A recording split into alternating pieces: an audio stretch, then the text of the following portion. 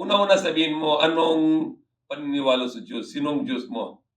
Si Jesus para sa amin kasi Katoliko po kami. Okay, tapos, Pero ayoko naman po kung mabastos po yung sa inyo. Kasi hindi naman po, hindi na, kami din maniniwala kay Jesus. alam Hindi ko pwede na- kami ng Muslim kung hindi kami na maniniwala kay Opo. Jesus. Pero Si Jesus Christ, propeta. propeta. Pero po, nagbasa po kasi ako ng yung binigay niyo po sa akin. Marami po akong natutunan. Oo, sabi nga ng anghel eh, magdadalawang tao si Maria, ipapangalan Jesus, ipapanganak sa Jerusalem. Doon pa lang po, nasabi ko yung bakit yung ibang tao, bakit sinasamba yung kahoy. Eh, ang gumawa naman kay Jesus, yung anghel. Kasi hindi naman po nagalaw si Maria, nagkatawang tao siya. Ibig sabihin, ang umano sa kanya, yung anghel. Kaya ang sabi doon, ang sabi ko sa sarili ko, hindi pa ako mahubog na maayos na magbabasa ng ano. Kaya lahat ng mga Bible, binabasa ko talagang totoo. Okay, ganito yun, no?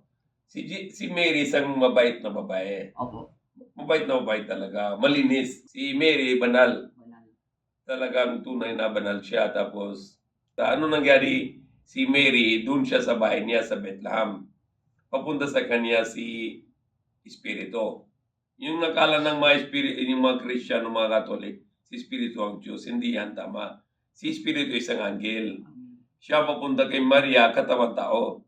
Si Espiritu anghel, katawan tao siya. Para magsalita kay Mary. Ngayon, sabi ni Mary, sino ka pa, kung wag ka malapit ka sa akin, kung takot ka sa Diyos. Yan sabi ni Mary kay Espiritu, si Anghel, katawan tao. Sabi ni Espiritu, Anghel, siya yung galing kay Diyos na dala niya na yung utos, salita ng Diyos. Ano yung salita ng Diyos? Utos. Bibigay siya doon sa tiyan ng Maria, maging buntis na siya. Yan ng paliwanag ito. So, Jesus Christ, likha ng Diyos pa rin. Galing sa babae lang, hindi galing sa lalaki. Si Mary, alipin siya ng Diyos. Hindi siya asawa ng Diyos. Kung sabi mo si Mary, tatay ni Jesus, at si Diyos, ama ni Jesus, ginawa mo si Diyos tsaka si Mary, mag-asawa. Hindi maganda. So, si Adam, unang tao, walang tatay, walang nanay. Si Jesus, meron nanay, walang tatay. So, paliwanag, malinis.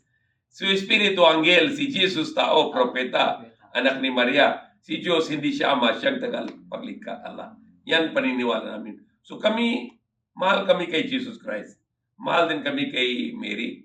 Dahil na yan ng mabait na tao, malinis na tao, banal na tao. So, wala na tayo na dapat yung conflict na dapat lahat tayo maniniwala sa yung isang Diyos tagapaglikha. Pero sa akin kasi po, binabasa ko kasi po lahat.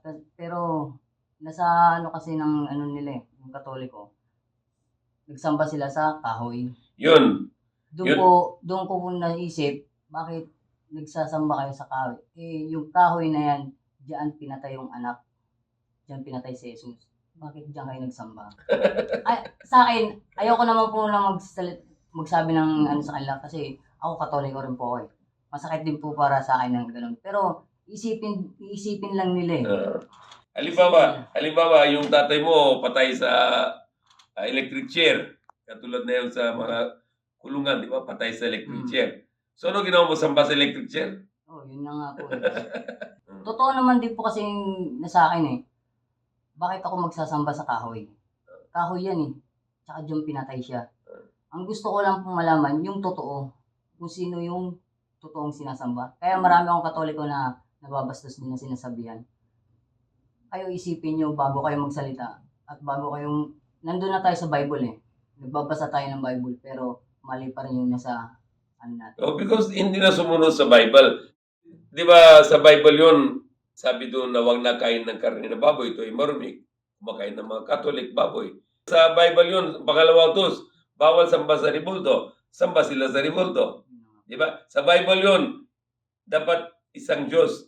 Huwag na kayo sambahin maliban sa akin, isang Diyos. Ano ginawa na sa tao na Katoliko? Ama, Anak, Espiritu. Tatlo na. So, hindi na sumunod sa Bible. Sabi ng Bible, bawal papatayin ng tao. Ano ginawa nila? Oo, patay. Abortion. Yung sa labas ng Catholic Church, benta ng gamot para sa paglaglag.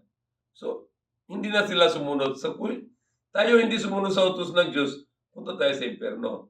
Oo. Kaya kami Muslim, yung hindi lahat ng Muslim, meron na mga Muslim hindi sumunod, ginawa ng masama. But yung tunay ng pananampalataya, hindi nang gawa ng masama. Lagi siya nang sumunod sa utos ng Diyos. Okay? Okay. So, mag-isip ka na lang. Para yan ng danan ng kung gusto mo maging Muslim, magsaksi ka, ako ay sumasaksi, walang ibang Diyos na dapat sambahin, maliban sa isang Diyos, yung tagapaglikha Allah. At si Muhammad, alipin at huling propeta ng Diyos. Oo. At si Jesus Christ, alipin at propeta ng Diyos. Hindi siya Diyos, hindi siya anak ni Diyos. At si Espiritu, hindi rin siya Diyos. Alipin sila lahat. Pati si Mary, alipin pa rin ng Diyos. So yung Diyos natin, yung tagapaglikha, infinite God. Okay? So kung kailan gusto mo, magsaksi ka. Kung ayaw mo, decision mo yan. Okay? Gusto mo na yon. Gusto ko naman po, pero gusto ko pag-isipan ko. Isipin mo. Okay, thank you. Okay. Assalamualaikum. Peace be upon all of you. Kapayapaan sa'yo.